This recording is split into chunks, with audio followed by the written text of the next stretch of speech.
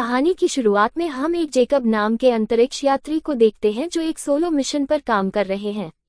वे Jupiter पर जाने निकले हैं। वास्तव में कुछ समय पहले पृथ्वी पर कुछ रहस्यमय बादल दिखाई देने लगे थे। किसी को नहीं पता ये बादल कहां से आया था और इसका कारण क्या है। इस बादल को चोपड़ा नाम दिया गया था। यह बादल जुपिटर ग्रह के क्षेत्र से आ रहा है। इसके लिए जेकब को चुना जाता है और अब जेकब को गए हुए लगभग 6 महीने हो चुके हैं। हम देखते हैं जेकब अपनी वृत्ति पर पृथ्वी का एक दृश्य आनंदित हो रहा होता है, लेकिन बीच में ही उसे कॉल आता है जहां उसका साथी उसे बताता है कि अब लाइव सत्र शुरू होने वाला है।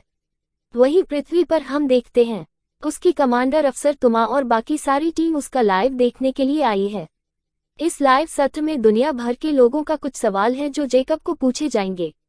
तभी आयना नाम की एक लड़की उससे पूछती है कि आप पृथ्वी से इतने दूर आ गए हो, ब्रह्मांड के किनारे पर आ गए हो, क्या आपको अकेलापन महसूस नहीं होता? लेकिन जेकब कहता है, मैं यहाँ पर ब्रह्मांड के रहस्य को जानने के लिए आया हूँ। मैं खुद को काफी लकी समझता हूँ कि मुझे ये काम मिला है, इसीलिए मैं अकेला नहीं हूँ। आप सभी लोग मुझे देख रहे हो, लेकिन ये झूठ है। जेकब रियल लाइफ में अपनी पत्नी को छोड़ के यहाँ आया था, और अब जब वह ब्रह्मांड के किनारे में पहुंचा है तो उसे रियलाइज होता है कि वह कितना अकेला है। और लेनका, उसकी पत्नी, उसके अचानक से जाने पर काफी स्ट्रेसफुल है। वह उसे काफी इमोशनल मैसेज देती है कि वह डिवोर्स चाहती है। वैसे भी उनका रिलेशन काफी समय से खराब चल रहा है और अब वह उसे छोड़ के चला गया है। लेकिन स्पेस वाले ये मैसेज जेकब तक नहीं पहुंचाते, क्योंकि जेकब अपने मिशन से काफी करीब है और वह नहीं चाहते कि कोई भी ऐसी चीज उसके सामने आए जिससे वह डिस्ट्रैक्ट हो जाए। लेनका अब उसके कॉल लेना बंद कर देती है, इसीलिए काफी दिनों से उससे बात नहीं करने के कारण। एक दिन जेकब शिप से लेनका को कॉल करता है, लेकिन लेनका की जगह कोई आदमी कॉल उठाता है और कहता है, तुम काफी अकेले लग रहे हो, क्या तुम्हें कोई मदद चाहिए? जेकब ये कॉल काट देता है और पीटर को पूछता है कि मेरा कॉल कहाँ कनेक्ट हुआ था। तो पीटर कहता है, कोरियन अंतरिक्ष वालों ने भी कुछ अंतरिक्ष यात्रियों को जुपिटर के ऊपर अनुसंधान करने के लिए भेजा है। जरूर तुम्हारा कनेक्शन उन्हें ही लगा होगा। तभी जेकब को शिप में कुछ हलचल दिखाई देती है और वह देखता है कि शिप के अंदर एक बहुत ही बड़ी मकड़ी है। वह डर कर खुद को लॉक करता है और इसके बारे में पीटर को बताता है। जब पीटर धरती से शिप को स्कैन करता है तब उसको कोई दूसरा चीज या प्राणी दिखाई नहीं देता। अब थोड़े समय के बाद वह वापस बाहर जाता है तो वह मकड़ी अभी भी उधर मौजूद था। उसे देखकर जेकब बहुत ज्यादा डरा हुआ था और वह सोचने लगता है कि क्या सच्चाई में ये रियल है या मेरा कोई वहम है। और तभी वह मकड़ी उसके मन की बात पढ़ लेता है और कहता है, मैं उतना ही रियल हूँ जितना कि तुम। फिर वह जेकब को बताता है कि मैं इस ब्रह्मांड में बहुत समय से घूम रहा था, फिर मुझे तुम मिले। तुम काफी दिनों से उदास लग रहे थे, तो मैंने पहले तुम्हारी भाषा सीखी और फिर तुमसे मिलने आया हूँ। ये सब देखकर जेकब बहुत ज्यादा डरा हुआ है। अब वह सोने जाता है, ये सोचकर कि उसका वहम है।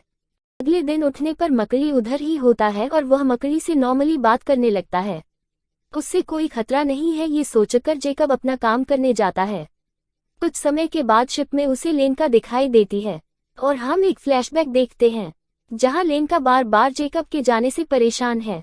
लेनका ने अपना घर बार सब छोड़कर इस रिलेशनशिप को प्राथमिकता दी होती है, लेकिन जेकब को इससे कोई फर्क नहीं पड़ रहा होता है। धरती पर हम देखते हैं कि लेनका अभी गर्भवती है। वह अपनी माँ के पास रहने के लिए आई होती है। उससे बात करती है कि मुझे पहले ही डिवोर्स लेना चाहिए था। हमारा रिलेशनशिप काफी सालों से सही नहीं है, लेकिन उसकी माँ उसे समझाती है कि ये सही समय नहीं होगा उसे डिवोर्स लेने का। तो इसी बीच अंतरिक्ष मिशन की जो कमांडर होती है तुमा, वह भी लेनका से मिलने के लिए उसके घर आती है और वह बता देती है कि उसने जेकब की हालत को देखते हुए उसका मैसेज जेकब तक नहीं पहुंचाया है। तो यहाँ अंतरिक्ष में देखते हैं धीरे धीरे जेकब मकड़ी से फ्रेंडली होने लगता है। मकड़ी एक दिन खाने के लिए कुछ अंडे मांगता है, लेकिन जेकब बताता है कि उसके पास अंडे तो नहीं है, लेकिन वह मकड़ी को खाने के लिए हेज़लनट बटर देता है। वह मकड़ी को काफी पसंद आता है। यहाँ जेकब शिप के सामने वाले डेक पर बैठकर चोपड़ा क्लाउड्स को देख रहा होता है। तभी वह मकड़ी भी वहां आता है। वह उससे कहता है कि मैं उसी के ऊपर रिसर्च करने के लिए जा रहा हूँ। तो मकड़ी उस बादल को बिगिनिंग कहता है, क्योंकि ये क्लाउड्स यूनिवर्स की शुरुआत से यहाँ हैं। मकड़ी आगे कहता है कि यहाँ जाने पर तुम्हें सारी चीजें पता चलेंगी। तुम खुद को और इस दुनिया को भी जान पाओगे। इसी दौरान जेकब मकड़ी से उसका नाम पूछता है। मकड़ी कहता है उसका कोई नाम नहीं है। तो जेकब बताता है एक साइंटिस्ट थे हनुश, जिन्होंने प्रोग में एस्ट्रोनॉमिकल क्लॉक बनाया था। उनके इस डिस्कवरी के बाद ही मुझे अंतरिक्ष यात्री बनना था, इसलिए मैं तुम्हें ये नाम हनुश दे रहा हूँ। और मकड़ी को भी ये नाम पसंद आता है। ऐसे कुछ दिन बीत जाते हैं और जेकब हनुश से पूछता है कि तुम यहाँ पर क्यों आए हो। तो वह कहता है, मैं स्पेस में मंडरा रहा था और तुम मुझे दिखाई दिए। तुम मुझे काफी अकेले दिखे, इसलिए मैं तुमसे मिलने आया हूँ ताकि तुम्हारा अकेलापन दूर कर सकूं। अब एक दिन हनुश उसके पिता के बारे में पूछता है। तो जेकब बताता है कि मेरे पिता कम्युनिस्ट पार्टी के सदस्य थे और उन्होंने कई गलत काम किए हैं। आगे चलकर आग में उनकी मौत हो गई। इस बात से जेकब के पुराने घाव ताज़ा हो जाते हैं और वह काफी स्ट्रेसफुल रहता है। अपने पिता के जाने के कारण वह काफी शोक में है और इन्हीं चीज को वह रिजॉल्व नहीं कर पाया। तभी हनुश उससे बताता है कि तुम्हारे पिता अब चले गए हैं, इसलिए तुम्हें उन्हें शांति से गुड बाय करना है और अपने परिवार के बारे में सोचना चाहिए जो अभी भी जिंदा है। जेकब हनुश से पूछता है कि तुम कहाँ से आए हो। तो वह बताता है कि हमारा भी एक प्लेनेट है जहाँ पर हम साथ में रहते थे, लेकिन अचानक से हम पर कीड़े हमला कर दिया था, जिसमें मेरे सारे साथी मारे गए, लेकिन मैं अकेला ही बच पाया और इस यूनिवर्स में मैं घूम रहा था। अब कुछ समय के बाद उनकी शिप चोपड़ा क्लाउड्स के काफी करीब आ चुकी है और क्लाउड का कुछ पार्टिकल शिप में आ जाता है। जेकब इसे देखकर काफी हैरान होता है। उसे पकड़ने के लिए एक जार लाया है, लेकिन वह पार्टिकल उस बोतल के आर पार चला जाता है। जेकब कहता है कि ये क्लाउड्स किसी भी चीज के अंदर फंस नहीं सकता, हम इसे पकड़ ही नहीं पाएंगे। और देखते देखते काफी सारे पार्टिकल्स शिप में आ जाते हैं। जेकब एक भी पार्टिकल को पकड़ नहीं पाता। इसी दौरान शिप का कनेक्शन धरती से टूट जाता है। धरती में पीटर उसे ठीक करने लग जाता है। तो यहाँ हनुश जेकब के अकेलापन को दूर करने के लिए आया था, इसलिए वह लेनका की एक स्क्रीन रिकॉर्डिंग लगा देता है जिसे जेकब भी देख रहा होता है। ये बातचीत कुछ महीने पहले की थी। लेनका उससे काफी बात करती है कि उससे कैसा फील हो रहा है, लेकिन जेकब इस कॉन्वर्सेशन में देखता है कि वह लेनका से काफी रूडली बात कर रहा है। उससे बात करने में कोई इंटरेस्ट नहीं था और ये पूरा कॉन्वर्सेशन देखने के बाद जेकब को रियलाइज होता है कि वह कैसा इंसान है। तो यहाँ धरती पर हम लेनका को देखते हैं। वो यहाँ अकेले समय बिता रही होती है कि तभी उसे भी एक मकड़ी दिखाई देता है, यानी कि एक तरह से हनुश उससे भी कनेक्शन बनाता है। यहाँ जेकब रोज की तरह अपना काम कर रहा था कि तभी हनुश उससे पूछता है कि लेनका, तुम्हारे होने वाले बेबी से एक्साइटेड क्यों नहीं है। तो जेकब कहता है, पता नहीं। इसीलिए हनुश एक पुरानी याद सामने लगाता है। वास्तव में जब उसका मिसकैरेज हुआ था तो वह काफी दर्द में थी, काफी रोई जा रही थी और वह जेकब को कॉल करती है, उसके मिसकैरेज के बारे में बताती है, लेकिन जेकब किसी कारण फोन काट देता है और पूरा दिन लेनका को इग्नोर कर देता है। ये चीज काफी महत्वपूर्ण थी क्योंकि दोनों ने अपना बेबी खो दिया था। हालांकि जेकब को उससे कोई फर्क नहीं पड़ता था। अब जेकब की यह साइड देखने पर पता चलता है कि जेकब काफी अनजान इंसान होता है।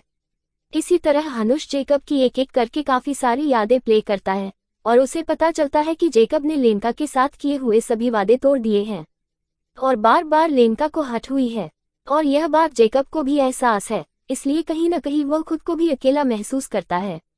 हनुश ये देखकर अब जेकब से कहता है कि तुम्हारी यादें बार बार देखने पर मुझे लगा था कि सारे इंसान तुम्हारे तरह मतलबी होते हैं, लेकिन लेनका को जानने के बाद मुझे पता चला है कि अच्छे लोग भी मौजूद होते हैं जो दूसरों से प्यार करते हैं।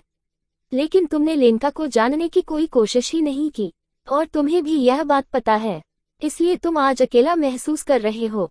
तुम काफी मतलबी इंसान हो जो सिर्फ अपने बारे में सोचता है। हनुश अब गुस्से में हो जाता है और कहता है कि तुम्हें ही अब सारी गलतियों को सुधारना होगा और गुस्से में हनुश वहां से निकलने लगता है, लेकिन जेकब उसे रोकता है। लेकिन गुस्सा होकर उस पर हमला करते हुए कहता है कि तुम मुझे हाथ भी नहीं लगाओगे और वहां से निकल जाता है। जेकब को अंततः अपनी गलतियों का एहसास होता है। इसी दौरान शिप का कनेक्शन वापस आ जाता है तो वह पीटर से कहकर लेनका को एक मैसेज देने को कहता है। अब पीटर लेनका से मिलने जाता है और जेकब का रिकॉर्ड किया हुआ मैसेज लेनका को देता है, जिसमें जेकब कहता है कि मुझे माफ कर दो, मैंने काफी सारी गलतियां की हैं, लेकिन मैं बहुत जल्दी घर वापस आ जाऊंगा और सब ठीक कर दूंगा। अब अगले दिन हनुश वापस आ जाता है क्योंकि जेकब अपने आप में बदलाव ला रहा था और हनुष जेकब को नींद से जगाता है। वहीं अब शिप क्लाउड में एंटर होने वाली थी, इसलिए सारी तैयारी शुरू हो जाती है। लेकिन शिप में काफी खराबी आने लगती है और फिर पीटर इस मिशन को अबॉर्ट करने का आदेश देता है और हनुष वापस वहां आ जाता है और वहीं कीटो उस पर हमला करने लगते हैं। तभी हनुष बताता है कि मैंने तुमसे झूठ कहा था, मैं कीटो से भाग नहीं आया था, बल्कि कीट मेरे अंदर हैं और मुझे खा रहे हैं। इसीलिए वह शिप से बाहर चला जाता है। उसे बचाने के लिए अपना स्पेससूट पहनकर जेकब भी चला जाता है और कीटो को मारने के लिए वह स्पेस में सैनिटाइजर छोड़ देता है। तभी हनुष उसके पास आकर उससे कहता है कि तुमने अंततः अपनी गलतियों को स्वीकार किया है, इसलिए मुझे वापस आना पड़ा। मैं तुम्हें अकेले इस क्लाउड का सामना करने नहीं दे सकता। और दोनों ही उस क्लाउड में समा जाते हैं। तभी जेकब कहता है, मैं किसी होल में खींचा जा रहा हूँ। तो हनुष कहता है, ये क्लाउड एक तरह की रिपोजिटरी है, तुम अपने अतीत और भविष्य को देख सकते हो। और फिर वे दोनों ही क्लाउड के अंदर खींचे चले जाते हैं। जेकब यूनिवर्स के इस सृजन को देखकर बहुत हैरान हो जाता है। वो अपने बचपन को देखता है, अपने परिवार को देखता है और घूमते घूमते दोनों क्लाउड के अंत पर आ जाते हैं। इसे देखकर जेकब हनुष के लिए लाया हुआ गिफ्ट उसे देता है, हेज़लनट बटर, और हनुष उसे खाने लगता है। हनुष कहता है कि यह उसे अपने घर जैसा महसूस हो रहा है। जेकब हनुष को धन्यवाद कहता है, उसके साथ रहने के लिए, उसकी गलतियों का एहसास दिलाने के लिए। जिसके बाद धीरे धीरे कीट बाहर आकर हनुष पर हमला करते हैं और हनुष छोटे छोटे टुकड़ों में बंटकर इसी क्लाउड में समा जाता है। अब जेकब अपनी शिप से काफी दूर आ चुका है, वापस जाने का कोई भी रास्ता नहीं है और लेनका की एक सुंदर याद देखकर वह वहीं पर बेहोश हो जाता है। वहीं धरती पर लेनका उसी याद को देख रही होती है। अंतरिक्ष में कुछ समय बीतता है। क्लाउड के बाहर आने पर जेकब को एक रोशनी दिखाई देती है और वह होती है कोरियन अंतरिक्षयान, जो उसे रेस्क्यू कर लेती है। और तुरंत वह लेनका को कॉल करता है और कहता है कि मुझे अभी जो पता चला है वह पहले अगर पता होता तो मैं तुम्हें कभी भी छोड़कर नहीं जाता। लेनका भी कहती है, मुझे भी अभी अभी जो पता चला है वह अगर पहले पता होता तो मैं तुम्हें अभी इसी वक्त किस करती। और इसी पल पर यह कहानी खत्म होती है। दोस्तों, अगर कहानी आपको अच्छी लगी तो चैनल को सब्सक्राइब करें और वीडियो को लाइक करें। धन्यवाद।